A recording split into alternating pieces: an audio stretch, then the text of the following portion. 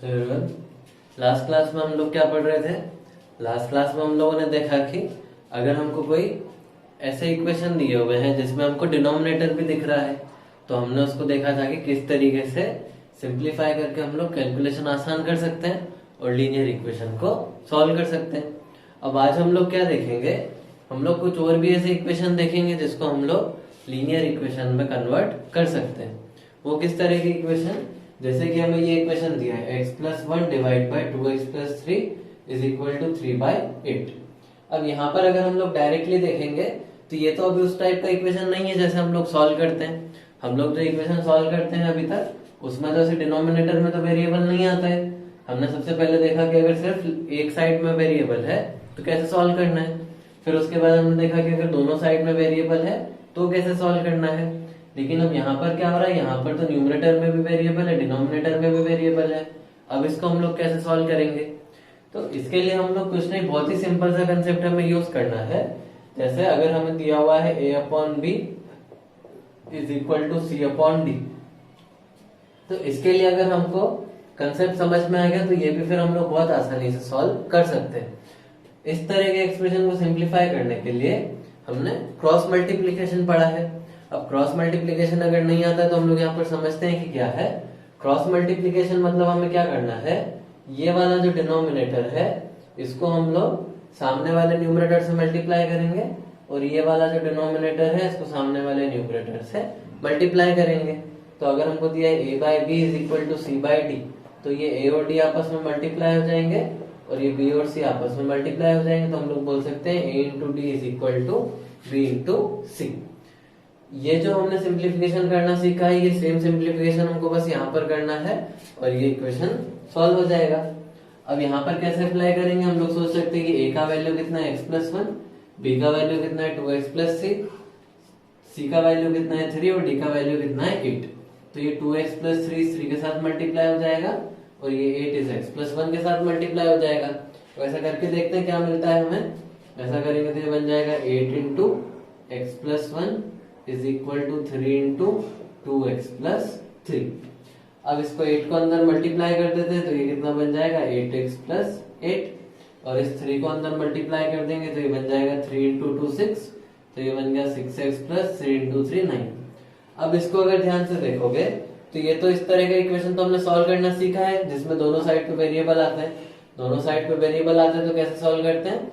Variable को सारे एक साइड में ले लेते हैं और कांस्टेंट सारे एक साइड में, तो सॉल्व हो जाएगा। अब इस 6x को हम लोग यहाँ ले लेते हैं, 8 को दूसरी साइड भेज देते हैं तो ये बन जाएगा 8x minus 6x is equal to 9 minus 8। 8 minus 6 कितना हो जाएगा 2x इज इक्वल टू में आ गया 1, तो यहाँ से x का वैल्यू कितना आ गया 1/2। तो ये हमको यहाँ पर आंसर मिल गया। तो ये हमने क्या पढ़ा? ऐसे इक्वेशन जिसको हम लोग लीनियर इक्वेशन में कन्वर्ट कर सकते हैं। अगर न्यूमरेटर डिनोमिनेटर दोनों जगह हमको वेरिएबल दिख रहा है तो हम लोग क्या करेंगे, उसे क्रॉस मल्टीप्लाई करेंगे। क्रॉस मल्टीप्लाई करके इस तरीके से हम लोग सिंप्लीफाई कर लेंगे और ये सॉल्व हो जाएगा। अब इसको लिख लो, देन हम लोग कुछ क्वेश्चन प्रैक्टिस करते हैं।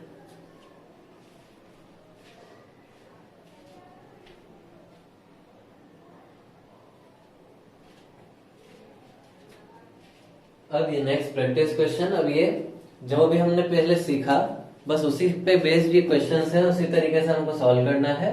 अब ये होने चाहिए। तो यहाँ पर एक डाउट आ सकता है कि यहाँ पर तो 2 है, डिनोमिनेटर में तो कुछ नहीं है। तो अगर डिनोमिनेटर में कुछ नहीं है तो उसको हम लोग 1 ले सकते हैं। अब जैसे हमने लास्ट क्वेश्चन सॉल्व किया उसी तरीके से क्वेश्चन सॉल्व होंगे, इसको ट्राई करो, देन यहाँ पर इसका आंसर चेक करो। फर्स्ट में हमको क्या दिया हुआ है 8x minus 3 divide by 3x is equal to 2। 2 को हम लोग 2/1 भी बोल सकते हैं। तो ये 1 यहाँ मल्टीप्लाई हो जाएगा और ये 3x यहाँ मल्टीप्लाई हो जाएगा, तो ये बन जाएगा 8x माइनस 3। अब इंटू 1 करने से तो कोई फर्क नहीं पड़ेगा, 1 तो मल्टीप्लाई करे किसी भी नंबर में सेम ही रहेगा। इज इक्वल टू में कितना आ जाएगा, ये 3x यहाँ पर 2 से मल्टीप्लाई हो जाएगा, तो ये कितना बन गया 8x minus 3 is equal to 3 into 2 कितना हो गया 6, तो ये बन गया 6x। इस 6x को यहाँ ले आते हैं, 3 को दूसरी साइड भेज देते हैं, तो ये कितना बन गया 8x minus 6x is equal to 3। 8 minus 6 कितना हो जाएगा 2x इज इक्वल टू 3, तो यहाँ से x का वैल्यू आ गया 3/2। तो ये सॉल्व हो गया। बहुत ही आसान सा कंसेप्ट है, बस 1-2 क्वेश्चन करोगे तो ये करना आ जाएगा, कुछ भी उसमें डिफिकल्ट नहीं है। अब देन ये नेक्स्ट क्वेश्चन करो इसे खुद से ट्राई, देन यहाँ पर आंसर वेरीफाई करो इसका। यहाँ पर हमें क्या दिया है, फिर से 15 के डिवाइड में कुछ नहीं है तो 1 लिख सकते हैं, तो यहाँ से आ जाएगा 9x is equal to 15 into 7 minus 6x। तो ये बन जाएगा 9x इज इक्वल टू 15, अब 7 से मल्टीप्लाई होगा तो ये बन जाएगा 105। देन यहाँ पर 15 माइनस 6 से मल्टीप्लाई होगा तो ये बन जाएगा माइनस 90, तो ये हो गया माइनस 90x। अब इस माइनस 90x को हम लोग यहाँ पर लेके आ जाते हैं इस वाले साइड पे, तो ये कितना बन जाएगा 9x plus 90x is equal to, और ये बन जाएगा 105। अब 90 प्लस 9 कितना बन जाएगा 99x, तो यहाँ से हमें मिल गया 99x इज इक्वल टू 105। तो यहाँ से x का वैल्यू कितना आ जाएगा 105 डिवाइड बाय 99, तो ये हमको आंसर मिल गया। तो इसी तरीके से बस ये आसानी से क्वेश्चन सॉल्व हो जाएगा। हमको अगर इस तरह का इक्वेशन दिया है जिसमें वेरिएबल डिवाइड बाय वेरिएबल, ऊपर भी वेरिएबल है नीचे भी वेरिएबल है, कुछ भी नहीं, सिंपली क्रॉस मल्टीप्लाई करना है और हमको लीनियर इक्वेशन मिल जाएगा आसान सा, उसे सॉल्व कर लेंगे। बहुत ही आसान सा कंसेप्ट है। कुछ और क्वेश्चन प्रैक्टिस करते हैं हम लोग।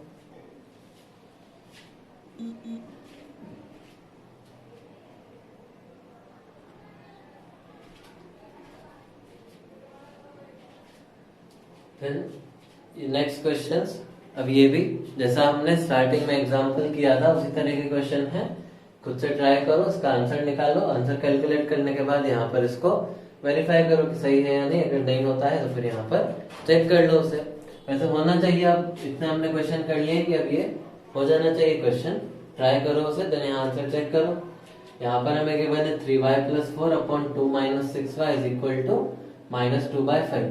तो क्या करेंगे यहाँ पर, सबसे पहले क्रॉस मल्टीप्लाई कर देते हैं, तो हो जाएगा 5 into 3y plus 4 is equal to minus 2 into 2 minus 6y। 5 को अंदर मल्टीप्लाई करेंगे तो कितना हो जाएगा 5 इंटू 3 15y प्लस में आ जाएगा 5 इंटू 4 20 इज इक्वल टू में माइनस 2 इंटू 2 करेंगे तो minus 4, then minus minus multiply करके प्लस हो जाएगा, 2 इंटू 6 हो जाएगा 12, तो ये बन गया माइनस 4 प्लस 12y।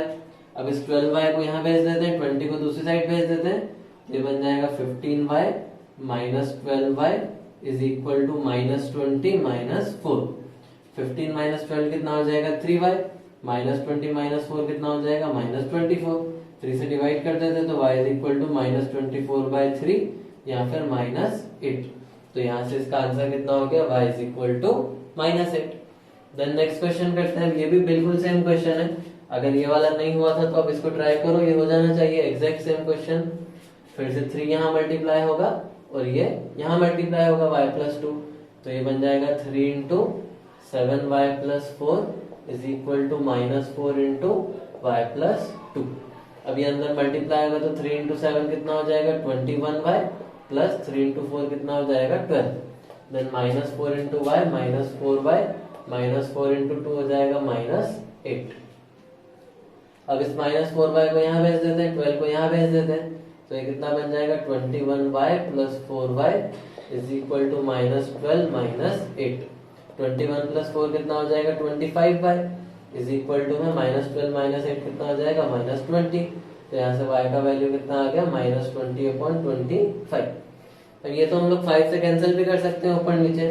5 से कैंसिल करेंगे तो ये 4 टाइम होगा और ये 5 टाइम, तो यहाँ से आ जाएगा माइनस 4/5। ये इसका आंसर हो गया। अब इसको लिख लो। देन हम लोग, अब तो हम लोगों ने काफी क्वेश्चन कर लिए, इस टाइप के क्वेश्चन सॉल्व होना चाहिए। अब हम लोग कुछ वर्ड प्रॉब्लम देखते हैं। वर्ड प्रॉब्लम जब हम लोग सॉल्व करेंगे तो उसमें हो सकता है कुछ इस तरह के इक्वेशन मिले, तो कुछ भी नहीं करना है, पहले हमको वर्ड प्रॉब्लम पढ़ के ऐसे इक्वेशन बनाना है, देन सॉल्व करना तो हमने सीख लिया है किस तरीके से सॉल्व कर सकते हैं। हम लोग करते हैं कुछ क्वेश्चन प्रैक्टिस।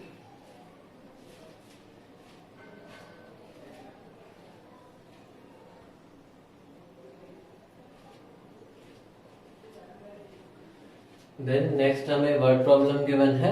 अब इसको वीडियो पॉज करके पहले खुद से ट्राई करो, इक्वेशन फॉर्म करके उसको सॉल्व करने की कोशिश करो, देन हम लोग यहाँ पर सॉल्व करते हैं। क्वेश्चन में हमें क्या गिवन है, present ages of Anu and Raj are in ratio 4:5। 8 years from now the ratio of their ages will be 5:6. Find their present ages। एक चीज हमको ये ध्यान रखना है, कभी भी हमको दो नंबर इस तरीके से कुछ रेशो में दिए हुए हैं, जैसे यहाँ पर हमको क्या बोला है कि इन दोनों का जो एज है वो 4:5 के रेशो में है।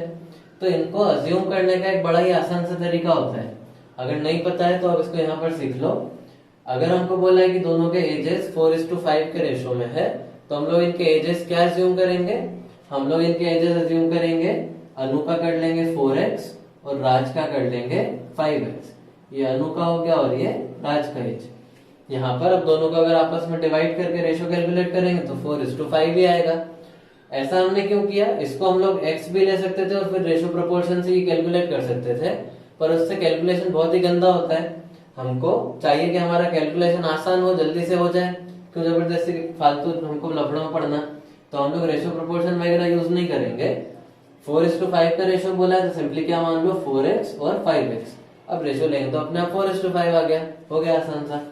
तो हमने अनु का एज मान लिया 4x और राज का एज मान लिया 5x। देन उसके बाद 8 years फ्रॉम नाउ, अब 8 साल के बाद इनके एजेस कितने हो जाएंगे?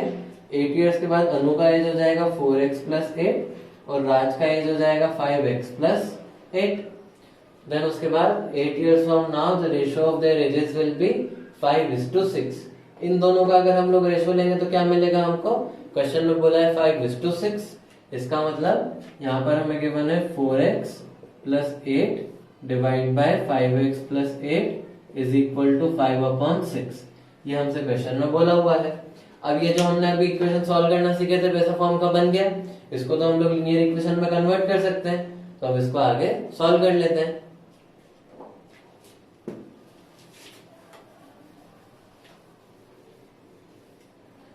यहाँ पर अब हम लोग क्या करते हैं, इस क्रॉस मल्टीप्लाई कर लेते हैं। 6 यहाँ मल्टीप्लाई होगा, 5 से 5x + 8 मल्टीप्लाई हो जाएगा।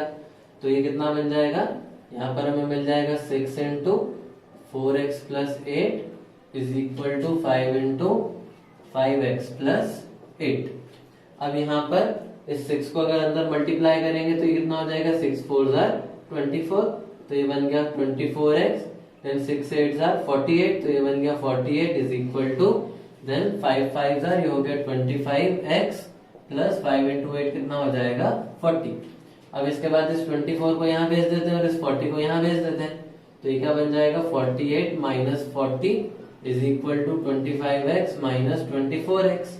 48 - 40 कितना हो गया? 8 इज इक्वल टू ये कितना हो गया? x। तो x का वैल्यू कितना आ गया हमारे पास? 8। क्वेश्चन में पूछा क्या हुआ था? इनके प्रेजेंट एजेस। तो प्रेजेंट एजेस क्या माने थे हमने इनके? 5x और 4x। तो अब x का वैल्यू तो पता चल गया, 8 यहाँ रख देते हैं। तो एक आ जाएगा 4 × 8 और दूसरा 5 × 8। तो अनु का एज कितना हो गया? 8 4 = 32 और राज का एज हो गया 5 8 = 40। तो ये हमको आंसर मिल गया 32 years and 40 years। तो इस तरीके से हम लोग इसको सॉल्व कर सकते हैं। कुछ और क्वेश्चन प्रैक्टिस करते हैं हम लोग, इसको ट्राई करो खुद से सॉल्व करने का। और ये जो क्वेश्चन हम लोग कर रहे हैं बहुत ज्यादा डिफिकल्ट नहीं लगना चाहिए। बस ये है कि हमने जो इक्वेशन बना रहे हैं इस तरह का बस ये इक्वेशन बनेगा। बाकी तो सब वही है, वर्ड प्रॉब्लम पढ़ना है, वर्ड प्रॉब्लम को पढ़ के उसको मैथमेटिकल इक्वेशन में कन्वर्ट करना है, देन उसके बाद ऐसा इक्वेशन बनाना है।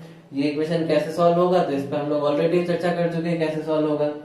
तो क्वेश्चन हम लोग प्रैक्टिस करते हैं, उसको जितने ज्यादा से क्वेश्चन प्रैक्टिस करो, करना आना चाहिए। ये कुछ ज्यादा उसमें डिफिकल्ट नहीं है।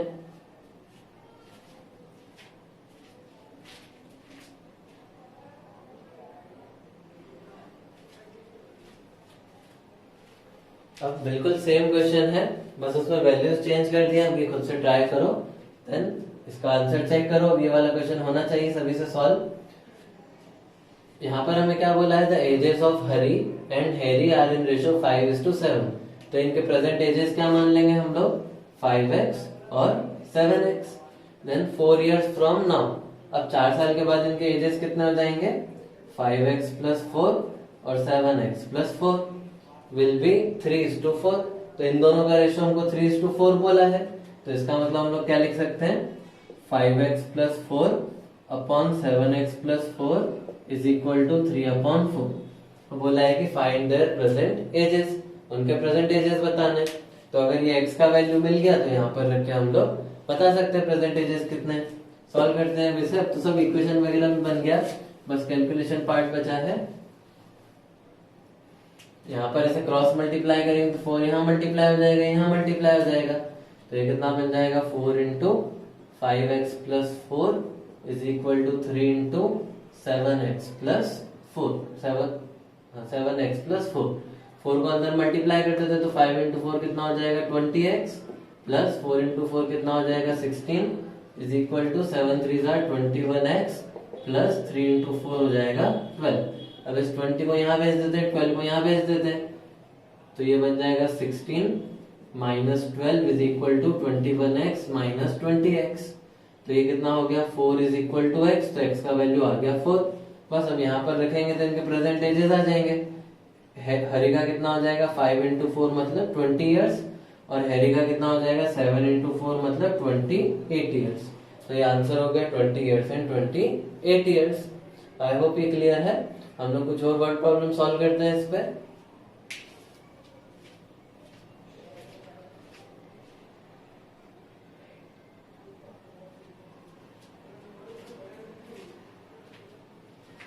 Next question. अब ये वाला भी क्वेश्चन वीडियो पॉज करके पहले खुद से ट्राई करो, देन यहाँ पर इसका सॉल्यूशन देखना है। ये भी डिफिकल्ट नहीं है, इसको अगर पढ़ते जाओगे देखते जाओगे क्या हमें दिया है तो सॉल्व होता जाएगा। यहाँ पर हमें क्या बोला है, the denominator of a rational number is greater than its numerator by 8 if the numerator is increased by 17 and the denominator by 1 the number obtained is 3/2। Find the rational number and the denominator by, तो एक बार question check कर लेते हैं। Denominator is, इसको question को थोड़ा सा ठीक कर लेना है। डिनोमिनेटर डिक्रीज बोला है, इज डिक्रीज्ड बाय 1। इसको क्वेश्चन में करेक्शन है थोड़ा सा। The numerator is increased by 17 and the denominator is decreased bye 1। यहाँ पर हमने इसको 1 से डिक्रीज किया है। Then the number obtained is 3/2। Find the rational number. अब यहाँ पर हमसे सबसे पहले तो क्या बोला, the denominator of a rational number is greater than its numerator by 8। तो अगर हम लोग न्यूमरेटर को x मान लेंगे तो डिनोमिनेटर कितना हो जाएगा x प्लस 8। तो ये हमने इतना पार्ट को यूज कर लिया। देन इसके बाद क्या बोला है, if the numerator is increased by 17। तो अगर न्यूमरेटर को 17 से इंक्रीज कर दिया तो ये कितना बन जाएगा x प्लस 17। फिर बोला है and the denominator is decreased bye 1। तो इसको अगर 1 से डिक्रीज कर दिया तो ये कितना हो जाएगा x प्लस 8 माइनस 1 या फिर x प्लस 7। तो ये 1 से डिक्रीज कर दिया। The number obtained is 3/2। तो ऐसा करने से जो नंबर मिलेगा वो कितना होगा 3/2। इसका मतलब numerator x plus 17 divide by denominator x plus 7 is equal to, ये कितना है 3/2। तो अब यहाँ से हम लोग x का वैल्यू कैलकुलेट कर सकते हैं। x का वैल्यू मिल गया तो ये न्यूमरेटर और डिनोमिनेटर हमको मिल जाएगा। तो अब इसे सॉल्व करते हैं हम लोग। फिर से क्रॉस मल्टीप्लाई, 2 यहाँ मल्टीप्लाई होगा और ये दूसरी साइड 3 के साथ, तो हो जाएगा 2 into x plus 17 is equal to 3 into x plus 7। तो ये बन गया 2x plus 34 is equal to 3x plus 21। अब इसको 2x को यहाँ भेज देते हैं, 21 को यहाँ भेज देते हैं, तो ये बन जाएगा 34 minus 21 is equal to 3x minus 2x। 34 minus 21 करेंगे तो ये आ जाएगा 13 इज इक्वल टू x। तो हमको x का वैल्यू कितना मिल गया 13। इसका मतलब न्यूमरेटर कितना है 13 और डिनोमिनेटर 13 प्लस 8 मतलब 19। तो अब हमको न्यूमरेटर भी मिल गया डिनोमिनेटर भी मिल गया। 13 प्लस 8 मतलब 21। तो अब हमको न्यूमरेटर भी मिल गया और डिनोमिनेटर भी मिल गया। तो इसका मतलब नंबर क्या रहा होगा, नंबर रहा होगा 13/21। तो ये आंसर हो गया।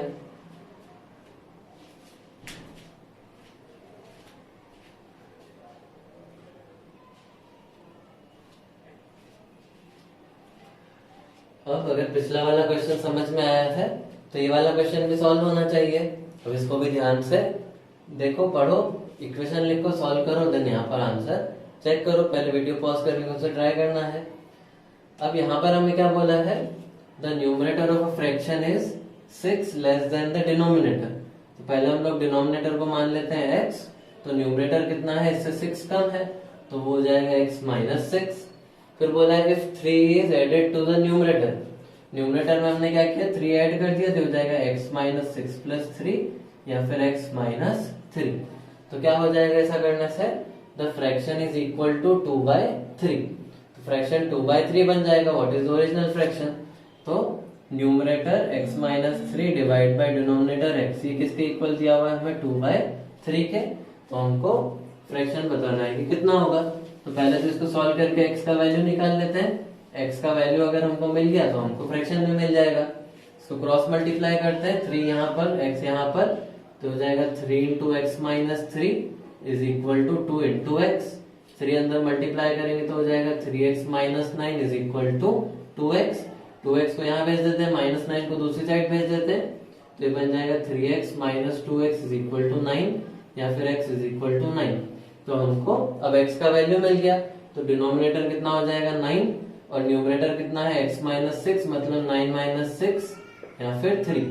तो डिनोमिनेटर है 9 और न्यूमरेटर है 3, तो इसका मतलब ओरिजिनल फ्रैक्शन क्या रहा होगा? 3/9। तो ये हमको आंसर मिल गया।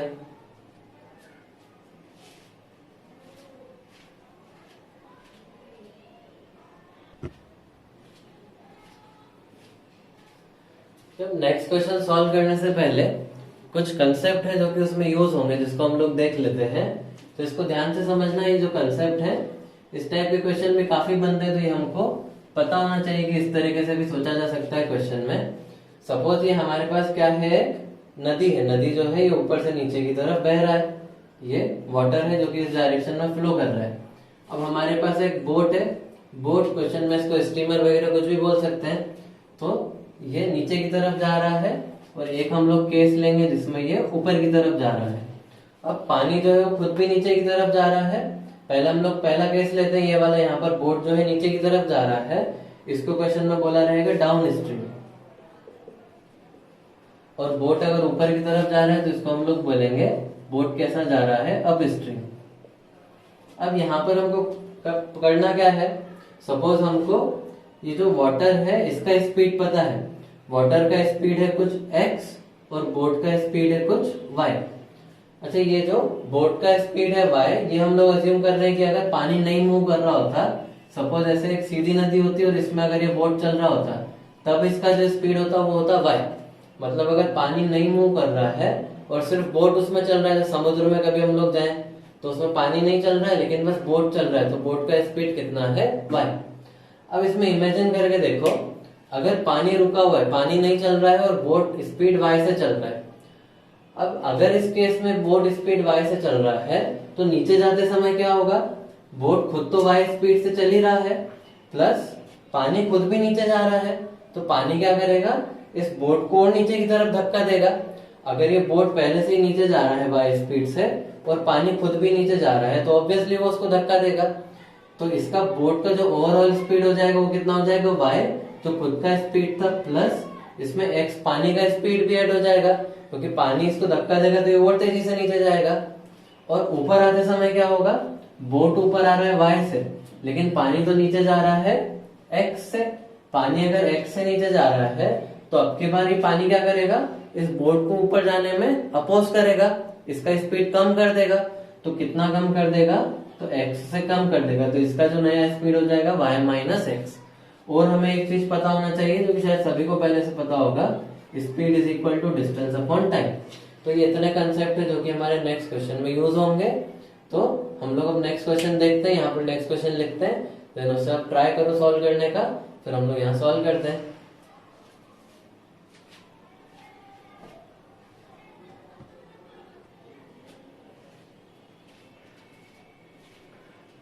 अब जो भी हमने कंसेप्ट सीखे उसी पे बेस्ड हम लोग एक क्वेश्चन सॉल्व कर रहे हैं। अब इसको पहले क्वेश्चन को ध्यान से पढ़ो, क्या दिया हुआ है, खुद से डायग्राम वगैरह बना के उसको अच्छे समझने की कोशिश करो, इक्वेशन लिखो और सॉल्व करके आंसर निकालने की कोशिश करो। देन हम लोग देखते हैं कि इसका कैसे सॉल्व करना है। यहाँ पर आंसर चेक करो, सॉल्व करने के बाद फिर हम लोग देखेंगे यहाँ क्या करना है, इसे कैसे सॉल्व करना है। वीडियो पॉज करके सॉल्व कर लो इसे। अब हम लोग सॉल्व करते हैं। हमको यहाँ पर क्या बोला है, स्टीमर, स्टीमर मतलब वही boat, goes down stream from one point two another in 9 hours. यहाँ पर हमको बोला है कि अगर सपोज इस तरीके से हमारे पास नदी है और बोट नीचे की तरफ जा रहा है तो उसको कितना टाइम लगेगा, 9 आवर्स। देन उसके बाद क्या बोला है, अच्छा दो पोर्ट बोले तो हम लोग बोले थे पोर्ट ए और पोर्ट बी, इनके बीच का जो डिस्टेंस है वो कुछ मान लेते हैं हम लोग कि कितना है d। Then it covers the same distance upstream in 10 hours. मतलब अगर ये जो हमको सपोज इस तरीके से स्ट्रीम दिया हुआ है, अब की बार ये जो बोट है ऊपर आ रहा है, तब कितना टाइम लगेगा इसको 10 आवर्स। डिस्टेंस अभी भी कितना है d। If the speed of the steamer भी 1 किलोमीटर, स्ट्रीम भी 1 किलोमीटर, मतलब ये हमको पानी का स्पीड दिया हुआ है 1 kilometre. Find the stream of steamer in still water and distance between the port. हमको पानी का जो स्पीड है वो 1 किलोमीटर पर आवर दिया है और हमसे पूछा है कि बोट का स्पीड और ये पानी, ये दोनों बीच का डिस्टेंस कितना है। तो एक बार डायग्राम हम लोग दोनों फिर से बना लेते हैं। सपोज ये हमने डाउन स्ट्रीम के लिए किया, बोट का स्पीड हमने मान लिया x, ये डिस्टेंस हमने मान लिया d, यहाँ टाइम कितना लग रहा है 9 आवर्स। देन ये जो पानी है इसका स्पीड कितना पता है हमको 1 किलोमीटर पर आवर। देन उसके बाद अगर हम लोग ऊपर की तरफ जाएंगे तो ऊपर की तरफ जाने में क्या होगा, ये जो बोट है अब की बार ऊपर की तरफ जा रहा है, उसका ऐसे ही हम लोग स्पीड मान लेते हैं x। पानी का स्पीड नीचे आने का कितना है 1 और डिस्टेंस फिर से d, और यहाँ पर टाइम कितना दिया है 10 आवर्स। अब यहाँ पर हमने क्या सीखा था, अगर बोट नीचे आ रहा है तो उसमें पानी का स्पीड भी ऐड हो जाएगा, तो इस बोट का ओवरऑल स्पीड कितना हो जाएगा x प्लस 1, क्योंकि पानी जो है 1 से नीचे आ रहा है तो इसको और धक्का लगाएगा नीचे आने के लिए। देन यहाँ पर बोट ऊपर जा रहा है, पानी नीचे आ रहा है, तो पानी जो है बोट को अपोज करेगा, तो बोट का स्पीड कम हो जाएगा। तो यहाँ पर जो बोट का ओवरऑल स्पीड है वो कितना हो जाएगा x माइनस 1। अब हम लोग स्पीड इज इक्वल टू कितना पता है हमको, डिस्टेंस अपॉन टाइम। तो डिस्टेंस कितना बोल सकते हैं, स्पीड इंटू टाइम। पहले वाले केस के लिए अगर देखेंगे तो स्पीड कितना है x प्लस 1 और टाइम कितना है 9 आवर्स। अब ये वाला जो डिस्टेंस है d और ये वाला जो डिस्टेंस है d, तो दोनों सेम ही डिस्टेंस है, दोनों पोर्ट के बीच का डिस्टेंस तो बदलेगा नहीं। तो यही सेम डिस्टेंस हम लोग सेकंड वाले केस से कितना बोल सकते हैं, फिर से इसमें स्पीड इंटू टाइम लगा देते हैं। तो अब की बार स्पीड कितना है x माइनस 1 और टाइम कितना है 10। तो अब हमको क्या दिख रहा है कि x में हमारे पास है इक्वेशन आ गया। अब इसको सॉल्व कर लेते हैं। यहाँ पर किया क्या है, हमने फॉर्मूला लगाया distance is equal to speed into time. दोनों पोर्ट के बीच में डिस्टेंस तो उतना ही रहेगा चाहे हम लोग ऊपर जाएं या नीचे जाएं। यहाँ पर बोट का स्पीड हो गया x प्लस 1, क्योंकि पानी का स्पीड 1 था तो बोट का स्पीड ज्यादा हो गया। खुद का बोट का स्पीड x और पानी का स्पीड ऐड कर दिया। यहाँ पर पानी अपोज करेगा तो बोट का खुद का स्पीड x और पानी का स्पीड उसमें से माइनस कर दिया। ये हो गया speed into time, speed into time distance. तो अब ये कितना हो जाएगा 9x plus 9 is equal to 10x minus 10। इस 9x को यहाँ भेज देते, 10 को यहाँ भेज देते हैं, तो ये हो जाएगा 9 plus 10 is equal to 10x minus 9x। तो ये हो गया 19 इज इक्वल टू x। तो x का वैल्यू कितना आ गया 19। इसका मतलब बोट का स्पीड कितना है स्टिल वाटर में 19 किलोमीटर पर आवर। और डिस्टेंस भी पूछा हुआ, तो डिस्टेंस के लिए अब यहाँ पर किसी भी एक जगह x का वैल्यू रख दो। सपोज यहाँ पर हमने x का वैल्यू रख दिया, तो हो गया 19 माइनस 1 इंटू 10, तो हो गया 19 इंटू 10, इसका मतलब 190। तो डिस्टेंस कितना आ गया 190 किलोमीटर। तो यहाँ से हमको पता चल गया कि बोट का स्पीड कितना है 19 किलोमीटर पर आवर और जो डिस्टेंस है वो कितना है 190 किलोमीटर। अब ये वाला जो क्वेश्चन था थोड़ा सा डिफिकल्ट है, हो सकता है फर्स्ट टाइम में नहीं समझ में आया हो, इसलिए हमने कोशिश किया दोबारा से समझाने का। पर अगर लग रहा है कि ज्यादा डिफिकल्ट हो गया तो फिर एक बार इसको क्वेश्चन को फिर से स्टार्टिंग से देखो। है क्वेश्चन ये थोड़ा सा डिफिकल्ट तो है, समझने में थोड़ा सा दिक्कत होगा। अगर अभी भी नहीं समझ में आया है तो जो हमने अभी इसका थ्योरी सिखाया था पहले, अब एक बार फिर से उसको देखो, देन इसका सॉल्यूशन देखो, समझ में आ जाएगा। देन आज के लिए हम लोग इतना ही करते हैं। क्वेश्चन प्रैक्टिस करते रहो तो ये चैप्टर हमारा बहुत आसान लगेगा। वैसे आसानी चैप्टर है, थ्योरी और इतना ही था। क्वेश्चन भी हमने काफी प्रैक्टिस कर ली, तो हमारा chapter theory point of view से, क्वेश्चन पॉइंट ऑफ व्यू से हो गया है। अब इसमें क्वेश्चन प्रैक्टिस करो, जितने भी क्वेश्चन ज्यादा हो सकते हैं, डाउट आते हैं तो डाउट पूछो, और घर पे रहो, आराम से सेफ रहो, पढ़ाई करो अच्छे से।